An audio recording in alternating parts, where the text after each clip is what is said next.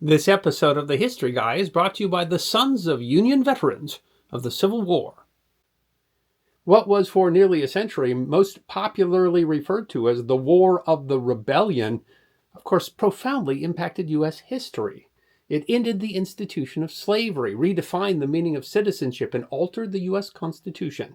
The war transformed the nation's economy and trade, its communication and transportation networks, and it profoundly affected American politics. 5 of the 7 presidents that served between 1869 and 1901 were veterans of the U.S. Civil War, and all of them were members of a single organization that, in its heyday, was one of the most powerful political forces in U.S. history. It's history that deserves to be remembered. Are you looking for a deeper connection to Civil War history and to make an impact on your community?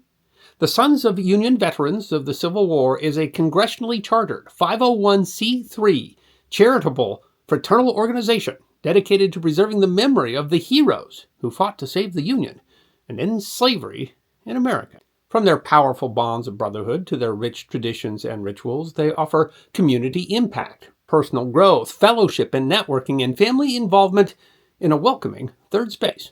Whether you're a descendant or simply inspired by their legacy, you'll find brotherhood, purpose, and tradition with the SUVCW.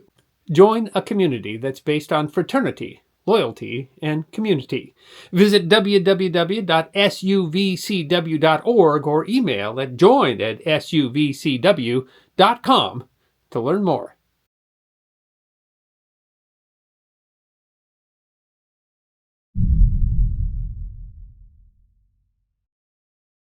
When the Civil War ended, the Union Army demobilized rapidly. In May of 1865, the Union Army had over 1 million soldiers under arms.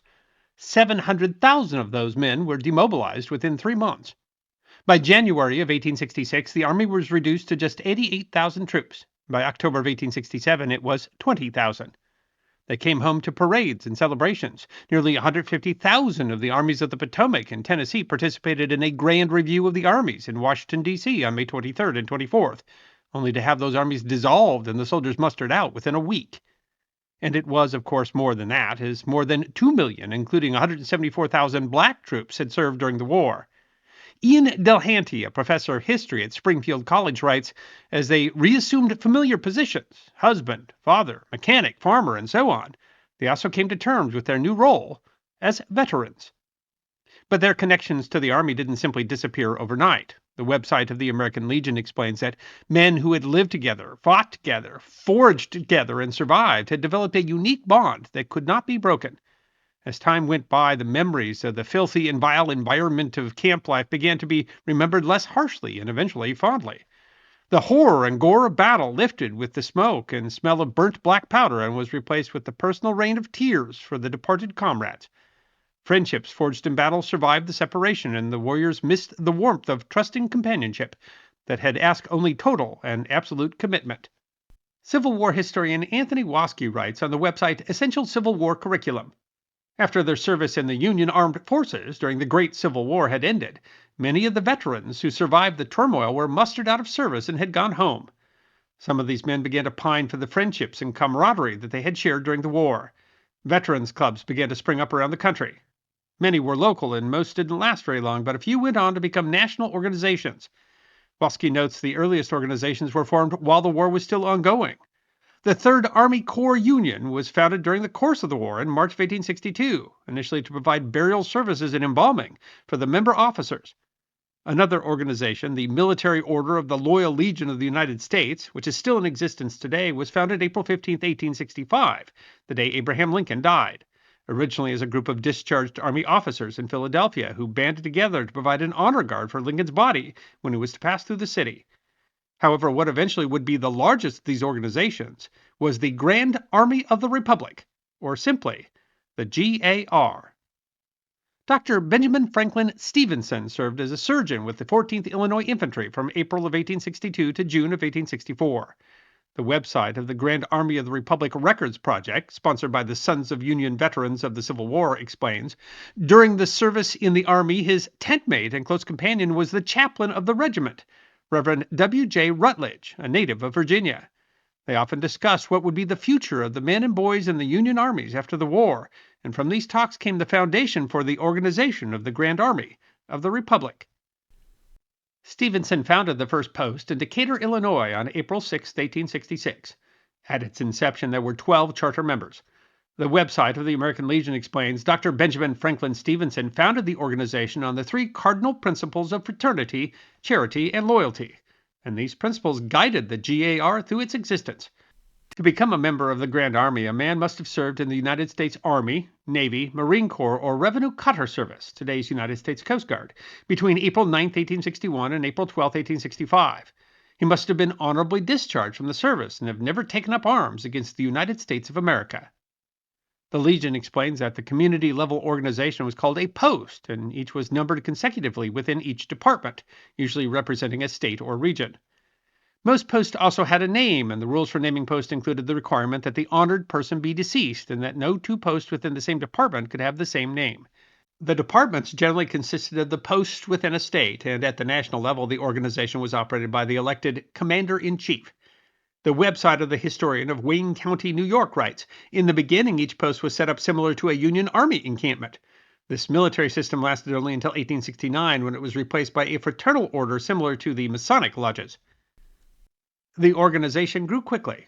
A research guide from the Library of Congress explains that by July 12, 1866, when a state convention was held to form the Department of Illinois, 39 posts had been chartered. Interest spread rapidly to adjoining states. 10 states and the District of Columbia were represented at the first national encampment held at Indianapolis on November 20, 1866. Although Dr. Stevenson, as the founder, might have expected to be elected the first commander-in-chief, he was not selected. Rather, Stephen Hurlbut, a former major general, was chosen. The encampments were an essential part of the comradeship of the organization.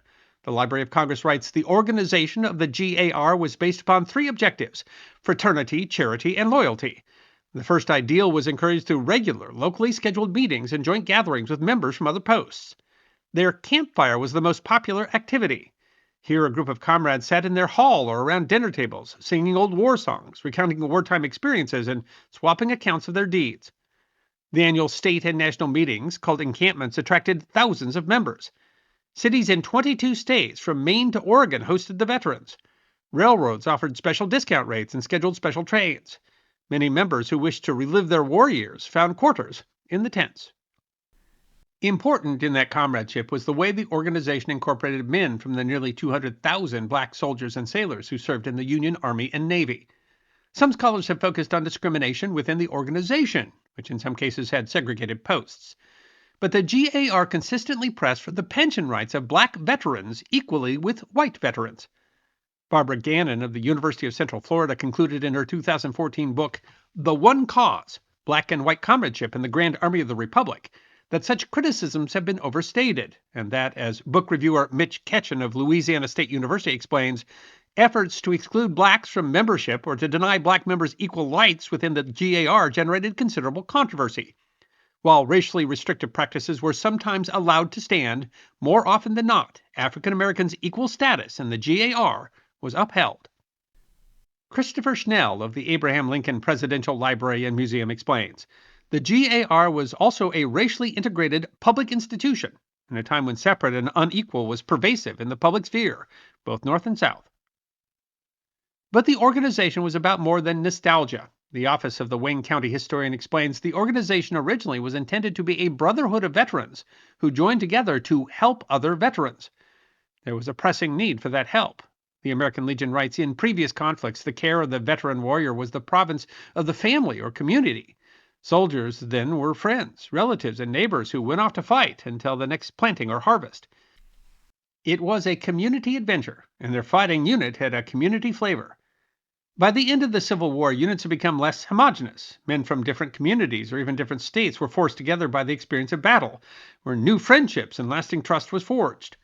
With the advances in the care and movement of the wounded, many who would have surely died in earlier wars returned home to be cared for by a community structure weary from a protracted war and now also faced with the needs of widows and orphans.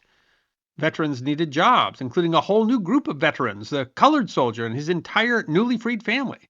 It was often more than the fragile fabric of communities could bear." The Library of Congress writes, The veterans set up a fund for the relief of needy veterans, widows, and orphans. This fund was used for medical, burial, and housing expenses and for purchases of food and household goods. Loans were arranged, and sometimes the veterans found work for the needy. The GAR was active in promoting soldiers' and orphans' homes. Through its efforts, soldiers' homes were established in 16 states and orphanages in 7 states by 1890. The soldiers' homes were later transferred to the federal government. The organization represented its third principle, loyalty, via efforts to remind the nation of what the Union Army had done and sacrificed for the nation. The organization spent much of its time soliciting funds for monuments and memorials, busts and equestrian statues of Union soldiers and heroes, granite shafts, tables, urns, and mounted cannon. The GAR also encouraged the preservation of Civil War sites, relics, and historic documents. Cannons and field pieces were placed in many towns or courthouse squares and parks. The members also gave battle-stained flags, mementos, and documents to local museums. Many of those memorials remain today.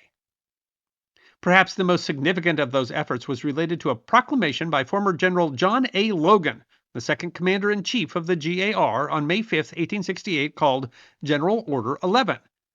The 30th day of May, 1868, is designated for the purpose of strewing with flowers or otherwise decorating the graves of comrades who died in defense of their country during the late rebellion, and whose bodies now lie in almost every city, village, and hamlet churchyard in the land.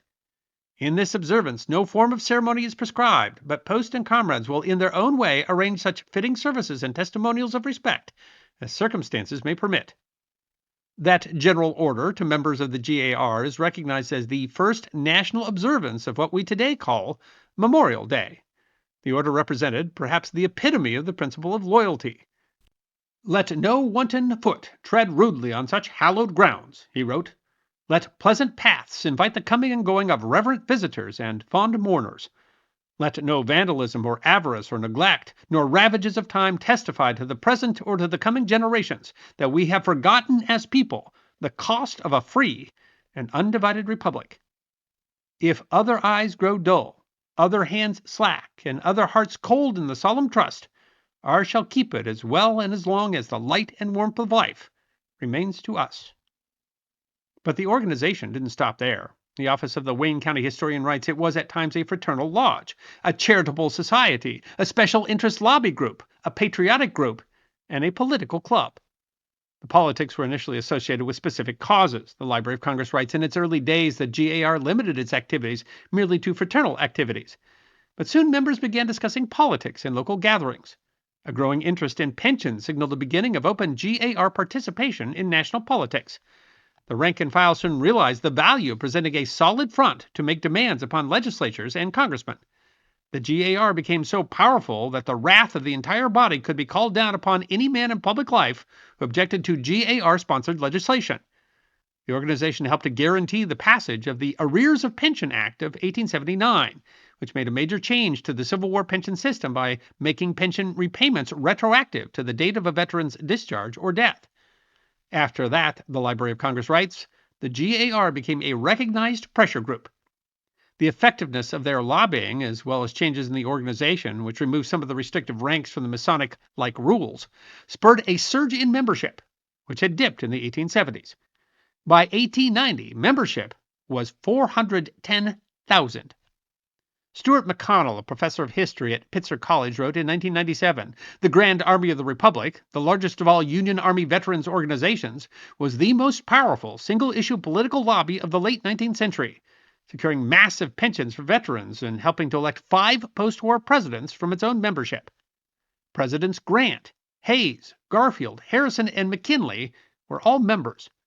The website of Sons of Union Veterans of the Civil War explains, for a time, it was impossible to be nominated on the Republican ticket without GAR endorsement.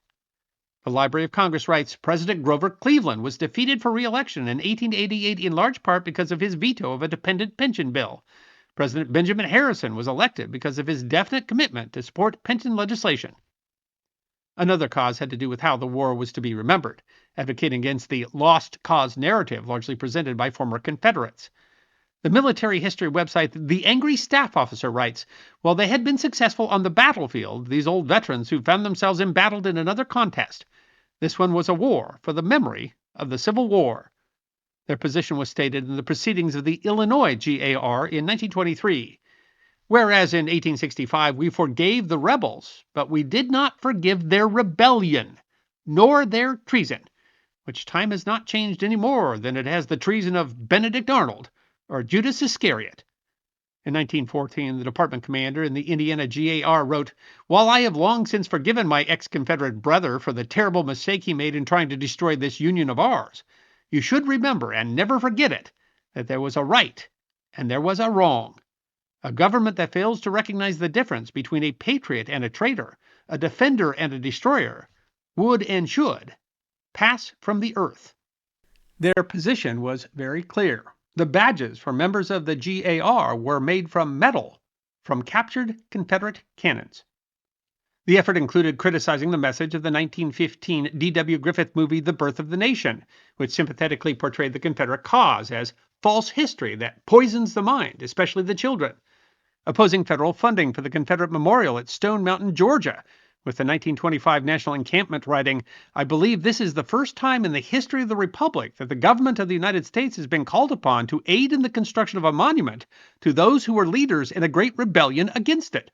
It is plainly to be seen that the title of the act is a cunningly woven fable with intent to deceive.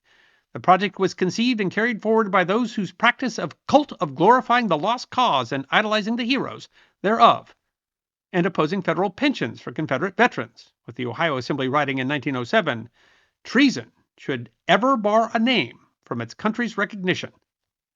This effort to counter a reconciliation movement of the early 20th century, however, met with limited success. The angry staff officer writes, "The battle was one that they would lose for over a century." The GAR regretted this, with the Pennsylvania Post noting in 1914, "Too late, we have waited until they have prepared school histories, which would make you blush with shame if you read them. And those books are all over the country by today, especially in the South. You see those men of the South begin writing history 40 years before we started. The people in the South and in this schoolwork are way ahead of us." If the effort to control the way that the war was remembered and taught met with limited success, it might have been partly the result of time. By 1920, the youngest veterans were in their 70s. Membership had dropped to 110,000. The last national encampment was held in 1949, and at that point only 16 members were still alive and only 6 were able to attend. The last member of the Grand Army of the Republic, Albert Wilson, who served as a drummer boy during the war, passed away in 1956 at the age of 106, and the organization was officially dissolved. Its vast record of documents and artifacts was passed along, much of that to the National Archives and the Smithsonian Institution. Their legacy lives on in the terms of laws that protect veterans' benefits, as well as the many memorials that they built and dedicated, and of course the national commemoration of Memorial Day. They have legacy organizations, the Sons of Union Veterans of the Civil War, the Women's Relief Corps, the Daughters of Union Veterans of the Civil War, and Ladies of the Grand Army of the Republic. They're all still around advocating for veterans' causes, for preserving Civil War history, for promoting patriotism and various charitable causes. This is by no means a comprehensive history of this large and long-lived organization. They left behind thousands of records of their meetings and their memories, many of which are available online from the Library of Congress. But they connected Union veterans and preserved the memories of those veterans for nearly a century. At their heyday, they wielded more political power than almost any movement in U.S. history, and they wielded significant political influence during a dynamic period in the development of our national identity. I hope you enjoyed watching this episode of The History Guy, and if you did, please feel free to like and subscribe and share The History Guy with your friends. And if you also believe that history deserves to be remembered, then you can support The History Guy as a member on YouTube, a supporter on our community at Locals, or as a patron on Patreon. You can also check out our great merchandise shop or book a special message from The History Guy on Cameo.